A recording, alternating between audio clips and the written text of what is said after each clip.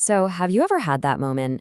You've spent your whole life thinking you're a classic Aries, fiery and confident, and then you stumble across a Vedic astrology calculator and suddenly it's telling you you're a Pisces? It can be super confusing, right? Well, you're definitely not alone, and in this explainer, we're going to clear all of that up for good. This is the million-dollar question, isn't it? It feels like one of them has to be wrong. But what if I told you they're both right? The answer is actually way more interesting than just a simple mistake, and it gets to the very heart of two amazing and equally valid ways of looking at the stars. And here's the answer in a nutshell. It's not about right versus wrong. Just imagine two people are trying to map the exact same park. One starts measuring from the front gate, and the other starts from the big oak tree in the center. They're both mapping the same park, but their measurements and their maps are going to look a little different. That's exactly what's going on with these two zodiacs. Okay, so this slide really breaks it down. Western astrology uses what's called the tropical zodiac. This one is all about the seasons. Just think of it like this. The first day of spring, the spring equinox, is always day one of Aries season, period. It's like a symbolic calendar. Now, Vedic astrology uses the sidereal zodiac. This one is anchored to the actual constellations you can see in the night sky. It's a literal map of where the planets are in relation to those fixed stars way out in space. So why don't these two starting points just line up? Well, it's because of a really cool scientific thing called precession. The easiest way to picture it is like a spinning top. You know how when it starts to slow down, it gets that little wobble? Our planet Earth does the exact same thing on its axis, just really, really slowly. And that tiny wobble means that over thousands of years, the constellations we see during, say, springtime, slowly drift out of place. So that slow wobble, over many centuries, has created a gap between the two zodiacs' starting points. And right now, that gap is about 24 degrees wide. In astrology, this gap has a name, the Ayanamsa. Now, since each zodiac sign is 30 degrees long, that 24-degree difference is almost a whole sign. And that is exactly why, if you were born as an early Aries in the Western system, the Vedic system looks at that same spot in the sky and says, nope, that's still Pisces. Okay, so we know why the zodiacs are different, but so what? What does that actually mean for you? Well, it turns out this difference in measurement leads to a totally different focus and a whole different set of tools for telling your story. This chart really lays it all out. Western astrology is amazing for exploring your psychology, your core personality, your sense of self. That's why it's so focused on the sun. Vedic astrology, which is also called Jyotish, is more about timing, destiny, and karmic patterns. It puts a huge emphasis on the moon, which represents your mind and your consciousness.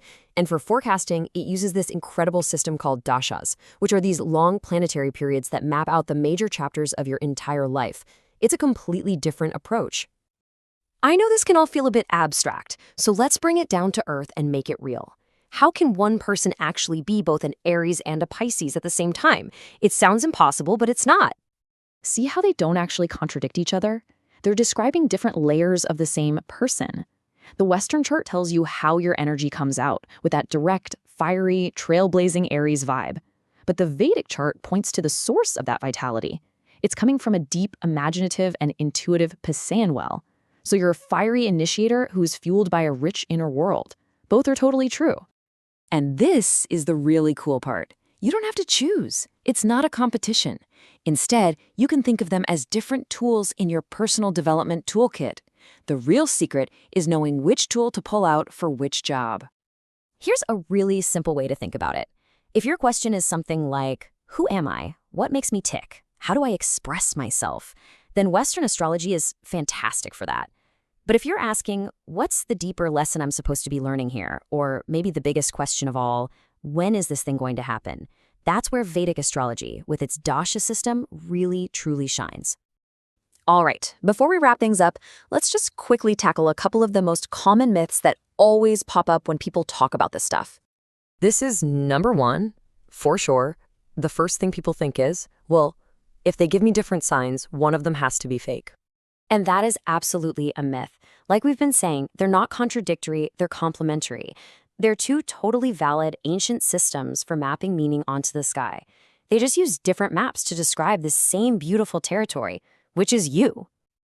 Okay, another one I hear a lot is that because Vedic astrology is so focused on fate and timing, it just doesn't care about your inner world or your psychology. Also a huge myth. Vedic astrology actually has an incredibly deep and sophisticated psychological system. It just uses different tools. It looks to the moon to understand the mind, the ascendant for your persona, and these things called the nakshatras, which are 27 lunar mansions. You can think of them as a zodiac within the zodiac that adds this unbelievably rich and detailed layer of psychological insight. So let's bring it all home. What's the bottom line? Both systems are reading the exact same sky. The only difference is their starting line. Seasons for Western, stars for Vedic. This makes Western astrology amazing for understanding your psychological who, while Vedic is the specialist for your life's timing and the when. And the most important part, you don't have to choose. You can use both of them as powerful lenses to understand yourself better. And that brings us to the final and most important question, the one that's all about you. Now that you know the difference, you've got two incredible lenses you can use to look at your life. So which one are you going to pick up first to start exploring your own story?